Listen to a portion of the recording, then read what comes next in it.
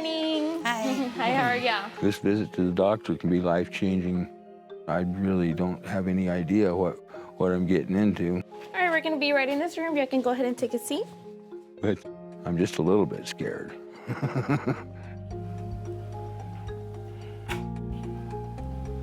Hi. Hi. Hi, nice to meet you. I'm Dr. Lopez. Is this Glenn in the flesh? Yeah. Yes, Glenn in the flesh. And you are? Michelle. Michelle, nice to meet you. Nice to meet you too. Well, Mr. Glenn, I hear there's something that you have been living with for the past Forever. forever.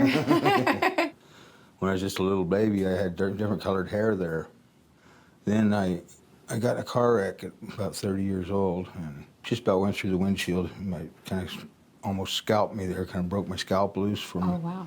my head. And after that, it never quit getting these pimple-like things on it. Do you have any of the pimple-like lesions anywhere else, like on your other side, or is it just there? Just there. That's fascinating. Well, you know I'm gonna ask you, right? What? May I take a look? Oh, absolutely. Okay, let me just grab some gloves. I'm excited about figuring this out for him. What is this thing? Why is it growing? Where is it coming from? Wow.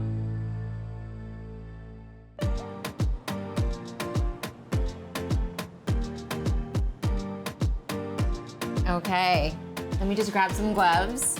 So today we're gonna see Glenn for the first time. He's coming in for this massive tumor he's had for decades. It could be benign or malignant, but I don't know what it is. Wow. Does that hurt? Let me know if I'm hurting you. No, it doesn't hurt. I'm looking forward to get some answers. There's always a possibility it's cancerous, and so I'm just a little anxious pretty much, yeah. You know, it's very interesting because this side of your scalp is normal and it looks like your skin is stretched out here. You can actually go underneath it. Unfortunately, Glenn has a lot of hair. A lot of hair. I think he grows it out to hide this thing, and all of that hair is just making it very difficult for me to see. I need a better look at it, and I think I may have to cut off some of your hair. So I asked Glenn if I could cut his hair. You can have at her. You sure? Oh, yeah. Okay, and thankfully he agreed. So for a second, I have to stop being a doctor and be a barber, which I would happily do, because I want to see this thing.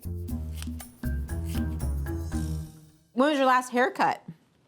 Oh, shoot, I don't even remember. Probably somewhere around 1990, maybe. Wow. I would definitely say this is much bigger than what I thought it was. Right. So I definitely want to take a biopsy today. We gotta know what it is, right? My first concern is whenever we see a tumor this size, we always think malignancy or cancer. It's always on the table, and we need an answer. He needs an answer.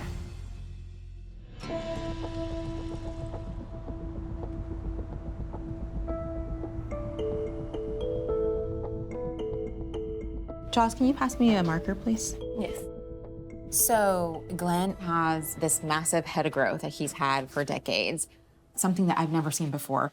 My first concern is this could be a huge skin cancer. So we're about to do a biopsy on Glenn.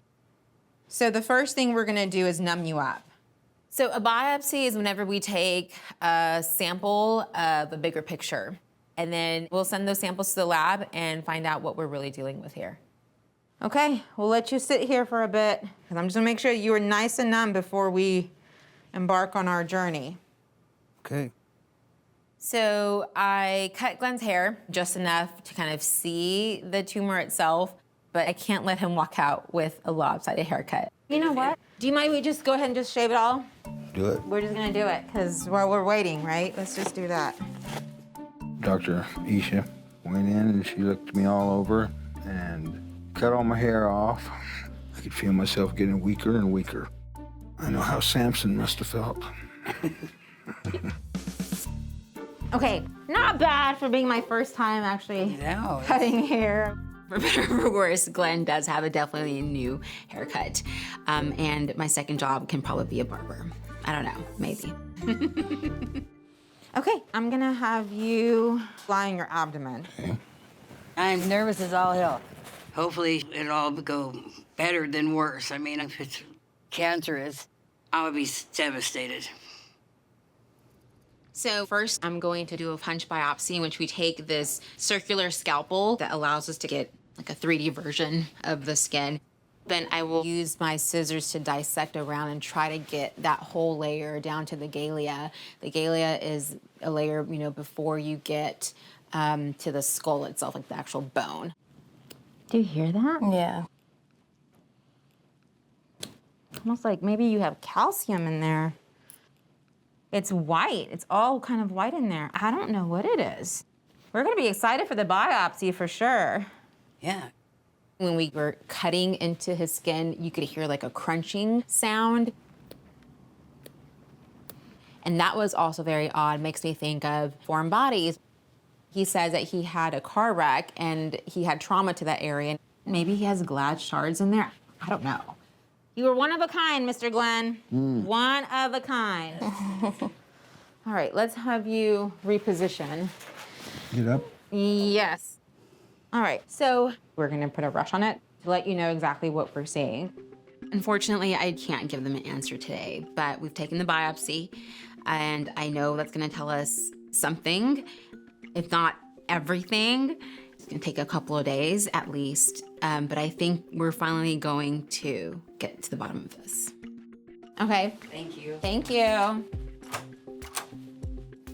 I feel like I'm in really good hands with Dr. Isha. I'm scared, but I really need to know what it is.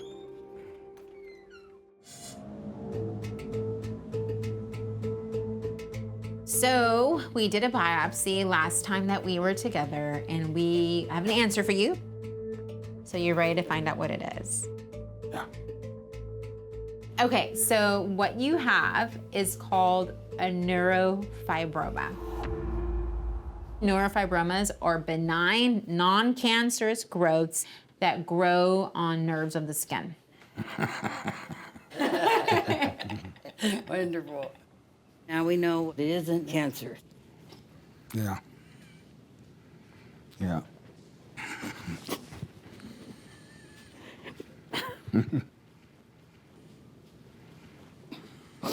Good to know that.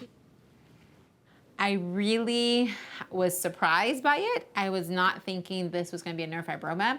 We've seen neurofibromas a ton, but I've never seen one this large. So a neurofibroma is a combination of just nerve cells that go haywire. The good news is that there is no foreign body. This is just a neurofibroma.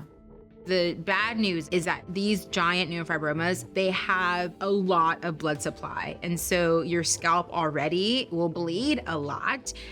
Plus on top of this growth has its own blood supply. So that makes the following discussion a priority. We do not want to put you in a situation that could potentially bring harm to you. And we want to remove this as safe as possible. So Glenn has to go to a hospital to have this removed because the bleeding could get so bad that he would need a transfusion or he would need extra hands or stay overnight. The problem is right now we are in a pandemic. In Glenn's case, this is considered an elective procedure. It's not life-threatening and the hospitals are full fighting COVID. So now we're gonna just say, let's take a timeout, let's take a pause. Glenn and Michelle, they just have to go back to Oregon and just wait for a hospital bed. So I guess this is goodbye for now. Our paths will cross soon. It's just, the timing didn't work out for us to remove this, but I will see you soon, okay? Yeah. All right, bye. Thank you, bye-bye. We got answers. We got to find out what it was, period. That was a big deal. Very big. Yeah.